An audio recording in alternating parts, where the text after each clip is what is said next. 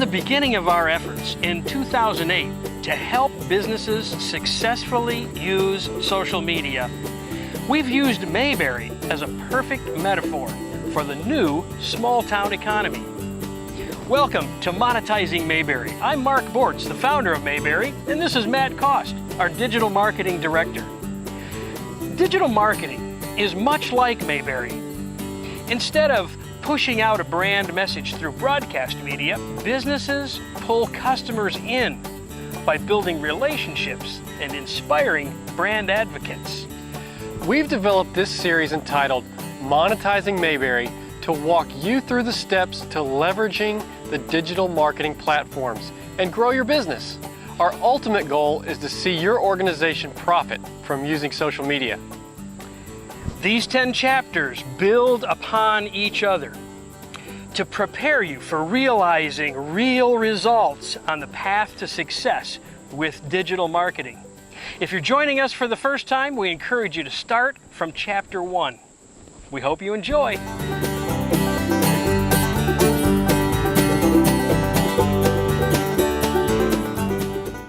In our last chapter, we introduced an overview of the first installment of our series on using social media to build and drive business and ultimately make money. We've entitled this series, Monetizing Mayberry. You see, in a small town, most people probably know more than they even want to know about their neighbors and their neighbors' lives. Because the population of the community is so small, it takes minimal resources for even a very small business to reach each and every one of their customers. We've chosen Mayberry to represent the small town community and the small town economy that the digital world has taken us back to.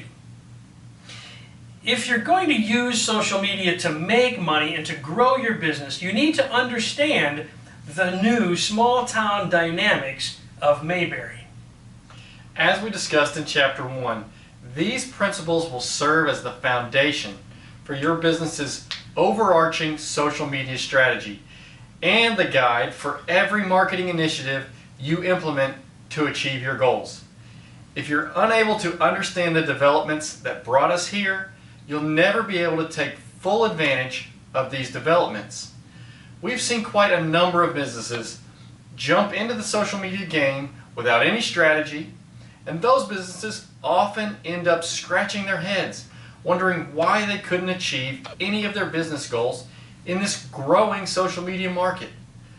Understanding the small town economy of Mayberry is crucial for social media communication success. Let's take a look back to the future. You know, in the small town economy, or Mayberry, the national chain of butcher shops has no significant advantage in spreading the word about business over the mom and pop butcher shop. It's just not that difficult for mom and pop to reach everyone in their market, and it doesn't take an abundance of resources. They could knock on every door in a town in a day or two. In the same way, a small business can reach just as many people on the web as a large corporation with very few resources.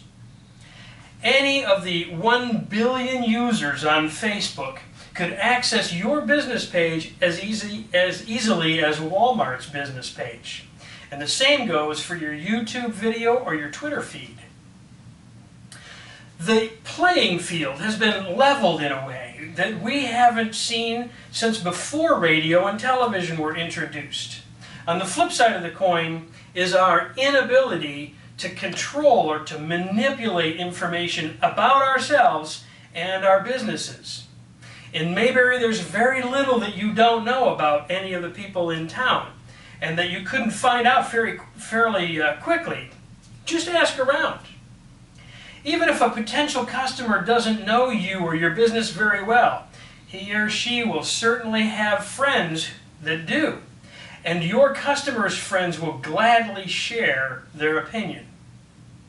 If you get your name in the paper, it'll show up on everyone's doorstep the next morning. If Barney cuffs you and throws you into the back of his squad car, you can be sure that the neighbors will peer out their windows and watch you ride past. Those that didn't witness your trouble firsthand will get word of it soon enough. The same goes for your digital community. If people want to find out how you do business, they'll just ask their friends on Facebook. Odds are a few of them have a story to tell, positive or negative. If you get a flattering write-up in a business article, it will show up in your neighbor's Twitter feed. If you're not treating customers well, word will spread. Don't believe me? Go to Google, type in United Brakes Guitars. Over 500,000 people saw a video on YouTube of a disgruntled customer singing about having his guitar smashed by a United Airlines worker. Before United Airlines properly responded to the customer, the video had over 13 million views. You could also go to search Twitter hashtag for McD Stories. McDonald's intended to use this hashtag for customers to post their positive experience, but disgruntled and disenfranchised customers took over the hashtag to tell their stories of frustration and negative experiences. These are truly social media train wrecks that the world stopped to watch. And so now you're starting to see the similarities between our new media world and the small town economy of Mayberry. It's time to ask yourself, how should my business marketing change? Let's say you've opened up a barbershop on Main Street to compete with Floyd's. You need to drum up some new business because everyone in town gets their hair cut at Floyd's. He's been cutting hair in Mayberry for over 30 years. You could purchase a radio ad, broadcast it to every citizen in Mayberry as they drive around town. Tell everyone how dapper your haircuts look, how comfortable your chair is, and how clean your shave feels. The problem is that you're not just talking to Floyd's customers, you're talking to Floyd's friends. Even if one of them did let you cut his hair, and it turned out just as good as Floyd's haircut, you'd still be fighting an uphill battle. Floyd was born and raised in Mayberry. His barbershop is an institution. It's where folks come to play chess, shoot the breeze, read magazines, or strum a guitar. When a business is slow, you're sure to find Floyd on the bench in front of his shop, gently waving to the townsfolk who pass by. Floyd raises prize-winning pansies. He goes fishing at Myers Lake and plays the trombone. Being a civic-minded citizen, Floyd has volunteered to be a town deputy. He served as the secretary of the Businessmen's Club and belongs to the local chapter of the Regal Order of the Golden Door to Good Fellowship. You don't need a radio ad to compete with Floyd. You need relationships and a solid reputation. To achieve these, you'll have to get to know your customers. You'll have to integrate yourself into the community and connect with the people there. You'll need to build trust and credibility. A good product at a good price is a good start, but it's going to take a lot more than that to take business from an institution in the Mayberry economy.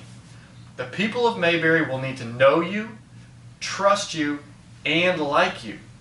Achieving that will take a lot of communication, engaging, listening, and giving. Pepsi did just that in 2010 using social media. The worldwide soft drink company had a tremendous challenge in trying to become more like Floyd's barbershop and less like a corporate giant. But they took the battle against Coca-Cola to the streets, to the neighborhoods, neighborhood by neighborhood, with their Pepsi Refresh campaign. You see, Pepsi had invested $12 million in Super Bowl advertising in previous years and had been a solid advertiser for 23 years. But the Pepsi Refresh campaign redirected that $12 million in 2010. Instead of spending it on Super Bowl ads, Pepsi decided to give it all away. All of it on community projects. The strategy was to have consumers submit their ideas on the best way to spend the money to improve their local community. Once the ideas were submitted, fans voted on which projects should be funded. Funds were divided into cash prizes from $5,000 to $250,000 per award. And the projects with the most votes won the money for their pet project. Pepsi announced the Refresh concept to its fans on Facebook. And from there, fans spread the word about the voting to each of their communities. Person by person, town by town, neighborhood by neighborhood. Pepsi gave away the money to better each winning community. And in 2 years of running the campaign, they received 60 million votes.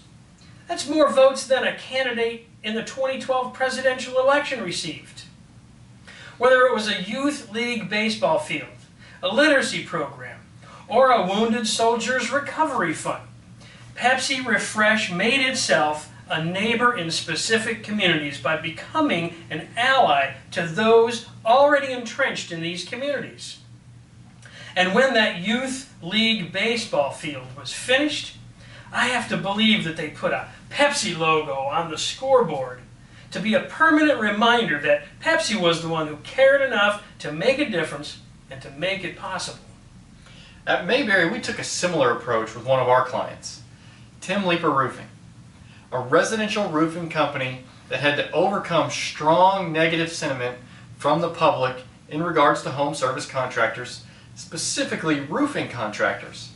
Certain public opinion polls cite home service contractors as one of the most mistrusted professions, and roofers as the most mistrusted of home service contractors. Neighbors will not likely let you entrench yourself in a community, much less let you in their home, if they don't feel they can trust you. We had to find a way to change the community's perception of Tim Leeper from the typical roofer to the Floyd's barbershop of roofing. We decided to present Tim not as a roofer at all, but since Tim operates his local business in Nashville, the Music City, we presented Tim Leeper as a local rock star.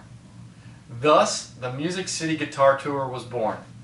Tim traveled around town with a guitar slung over his back, getting it autographed by local celebrities, and then he gave it away to charity. His Facebook fans were given the task not only of nominating the charities, but of voting on the most deserving charity to be awarded the Music City guitar. Tim quickly became a trustworthy neighbor to each of those nominated organizations. Then, when each organization encouraged their fans to go vote on Tim's site, Tim became a trustworthy neighbor to each of the organization's fans' communities. These organizations have broad fan bases, and their fans have vast communities. You see, just like Mayberry, if Andy tells you to go to Floyd for your haircut, you know that you can trust Floyd because Andy trusts Floyd. It's the same in the new social economy. People today have more options than ever when it comes to purchasing products and services. Offering a quality product at a fair price will involve you in the discussion. But how will you separate yourself from the rest? In today's Mayberry economy, businesses must gain permission from their audience to present their message. Consumers can subscribe or can unsubscribe from your emails. They can follow or they can unfollow your tweets on a whim. Consumers need to know you, to trust you, and to like you, literally. Radio and television ads may push your message out there, but it's extremely hard to get someone to like you in 30 seconds. To gain a person's trust, you need to listen to what they have to say. Let them know that you understand their needs and to care about meeting their needs. Then you have to give consistently. Give answers, give solutions, provide them value. Theodore Roosevelt understood the dynamics of social media before it existed when he said, "No one cares how much you know until they know how much you care." Communicating within social media can bring solid results to your business. The ROI will depend on the perceptions of those you communicate with on Main Street. Thank you for tuning in to Monetizing Mayberry. We hope you're not only learning what digital marketing is, but how it can benefit your business's bottom line. Over the next several chapters of this series, we'll continue to unpack the principles of Mayberry. These principles will provide you both the education and the application necessary to understand and implement a successful digital communication strategy for your business. A strategy that will help you make money. Both Matt and I will lead you through the matrix of understanding, designing, developing, managing, and implementing. We believe that with the right elements, you will succeed and you'll gain real benefit from your efforts. If you're an owner or a C-level executive, I certainly encourage you to make your way through the entire series. It's critical that you understand and you support those that you have empowered to be social on your behalf. If you're a marketing administrator, you'll absolutely want to attend every step of the way and be taking notes. We'll be providing you foundational building blocks, strategic concepts, and practical applications in every session. Join us again for the next chapter of Monetizing Mayberry.